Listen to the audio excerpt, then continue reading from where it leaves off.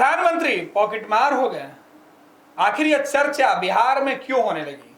नेता विरोधी दल तेजस्वी यादव के बयान के बाद बीजेपी ने भी लालू परिवार के धागे खोलने शुरू कर दिए हैं। लेकिन तेजस्वी ने यह बातें क्यों कही? प्रधानमंत्री आज बिहार में थे, बिहार दौरे पर थे, सिवान पहुंचे थे।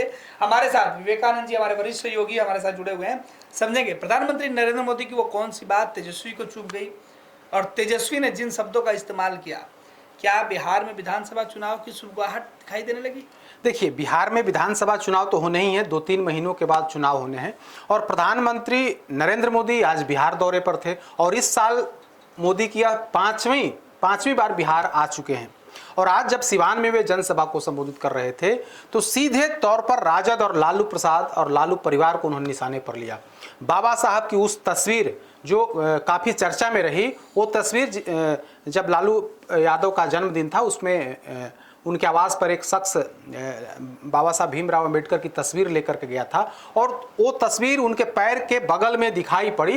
वो वीडियो जब सामने आया तो उस दिन भी राजनीति हुई थी। भारतीय जनता पार्टी ने सीधे तौर पर लालू प्रसाद यादव से माफ़ी मांगने, राजद से माफ़ी मांगने की बात करी थी, लेकिन तेजस्वी यादव और आरजेडी ने सिरे से खारिज कर दिया था। उसी मुद्दे को आज प्रधानमंत्री मोदी ने धर लिया और सीधे कहा कि जो वैसे लोग, राजद के वैसे लोग जो बाबा साहब की तस्वीर को, बाबा साहब को पैरों के नीचे रखते हैं, वो क्या भला करेंगे गरीबों का और उनकी प्रतिष्ठा क्या बढ़ाएंगे। तो उन्होंने सीधे तौर पर निशाने पर लालू परिवार, लालू यादव, तेजस्वी यादव और पूरा जो विपक्ष का कुनबा है, कांग्रेस है, तमाम लोगों को उन्होंने निशाने पर लिया। और स्पष्ट तौर पर आप देखेंगे कि उस मुद्दे पर प्रधानमंत्री मोदी काफी समय तक बोलते रहे।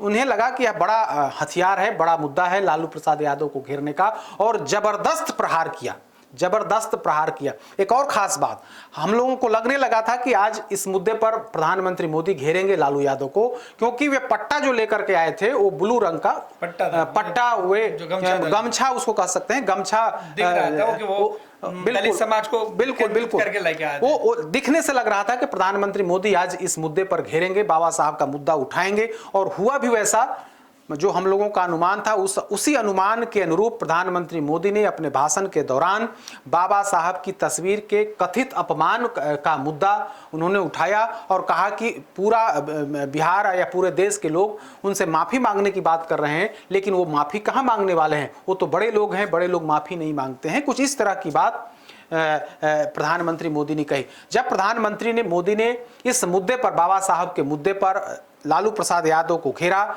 यह बताने की कोशिश की कि दलितों की हिमायती या फिर संविधान निर्माता के साथ लालू प्रसाद यादव किस तरह का व्यवहार करते हैं, संविधान निर्माता की तस्वीर के साथ किस तरह का व्यवहार करते हैं, वो सब लोगों ने देखा।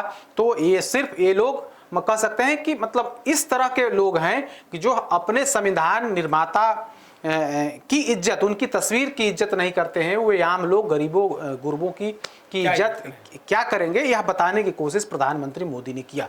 तो इसी मुद्दे पर जैसे ही तेजस्वी यादव को इस बात की भनक लगी, जैसे ही बयान सुना, उसके बाद बाकायदा प्रेस कॉन्फ्रेंस करके पीसी करके तेजस्वी यादव ने प्रधानमंत्री पर आपत्तिजनक शब्द, आप उसको कह सकते हैं आपत्तिजनक, एक प्रधानमंत्री के लिए अगर इस तरह की भाषा का प्रयोग किया जाता है तो स्वाभाविक है कि कोई उसका मतलब समर्थन नहीं करेगा। पॉकेट मार, एक देश के प्रधानमंत्री हैं, 140 करोड़ देशवासियों के का प्रतिनिधि हैं, प्रधानमंत्री हैं, तो वैसी स्थिति में पॉकेट मार कहना यह हम लोगों की समझ से कहीं से उचित नहीं है। अब इन्होंने इस तरह की बात करी है तेजस्वी यादव ने, तो ये अपने हिसाब से इनके मन में क्या आया, लेकिन उन्हें पॉकेट मार शब्द का इस्तेमाल किया है। पॉकेट मार प्रधानमंत्री हैं।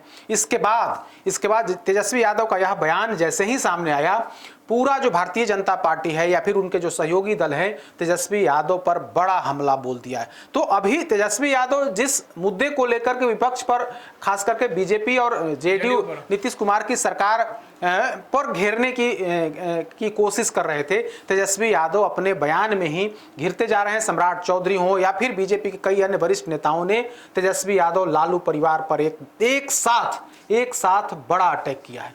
बिल्कुल।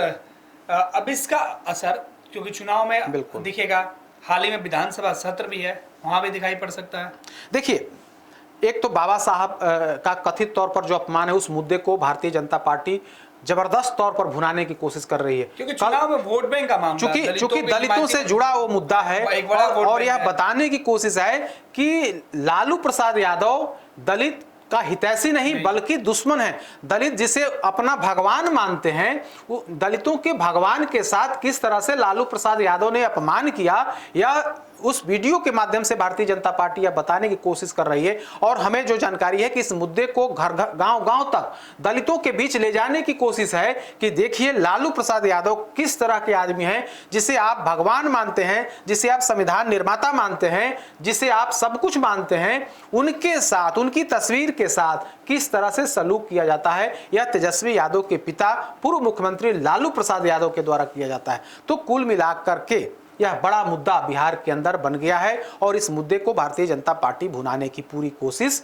कर रही है। अब आज जिस तरह से तेजस्वी यादव ने पॉकेट मार की बात करी, तो अब बीजेपी इस मुद्दे को भी ले जाएगी कि देखिए हमने दलितों की बात करी, हमने बाबा साहब के अपमान पर सवाल खड़ा किया, तब हमारे नेता देश के प्रधानमंत्री को पॉकेट मार की संज्ञा, पॉकेट मार की शब्द का प्रयोग कर रहे हैं तेजस्वी यादव। तो इस दोनों बड़े मुद्दे को भारतीय जनता पार्टी अब निचले स्तर तक ले जाएगी। यह बताने की कोशिश करेगी कि देखिए प्रधानमंत्री मोदी, जिसे आप सब लोग अपना प्रधानमंत्री मानते हैं, देश का कह सकते हैं कि देश का उद्धारक मानते हैं, और उन्हीं के साथ तेजस्वी यादव इस तरह की भाषा का उनके लिए इस तरह की भाषा का प्रयोग करते हैं। तो बाबा साहब का अपमान और अब प्रधानमंत्री को पॉकेट मार कहना, दो बड़ा मुद्दा भारतीय जनता पार्टी के लिए मिल गया है। और ये चुनाव तक, चूंकि 2-3 महीने के बाद चुनाव है, और कह सकते हैं कि पूरी पार्टी जो, चाहे वो बीजेपी हो, जेडीयू, हर दल पूरे तौर पर चुनावी मोड में सभी लोग आ गए हैं। तो इस मुद्दे को भुनाने की पूरी कोशिश अब की जाएगी। बिल्कुल, बहुत बहुत धन्यवाद विवेका जी। तो प्रधानमंत्री नरेंद्र मोदी सीवान पहुंचे, वहां उन्होंने बयान दिया, और इधर तेजस्वी यादव पटना में पीएम मोदी को लेकर जिस तरीके से बयान दिए, इसके बाद चुनावी माहौल में जुबानों के तर्कस से खूब जुबानी तीर निकल रहे हैं। अब देखना है कि इसमें चोटिल कौन होता है और कौन इसमें बाजी मार लेता है। पैनोरमा ग्रुप, जो सोचता है वो करता है, आपके अपने सपनों का आशियाना। ये लो मुंह मीठा करो, आज मैंने अपना जॉब छोड़ दिया, अब हम पूर्णिया वापस जाएंगे। जॉब छोड़ दिया है? मतलब ये घर कैसे चलेगा? हम करेंगे क्या? और माँ बाबूजी क्या बोलेंगे? इसलिए मैं एक और मिठाई का डब्बा लाया, अपने बिजनेस के लिए लोन अप्रूव हो गया। अरे लोन अप्रूव हो गया वो तो ठीक है, लेकिन पूर्णिया में हम रहेंगे कहाँ? अपना घर भी तो नहीं है वहां। इसलिए तो एक और मिठाई का डब्बा अलग से लाया हूं।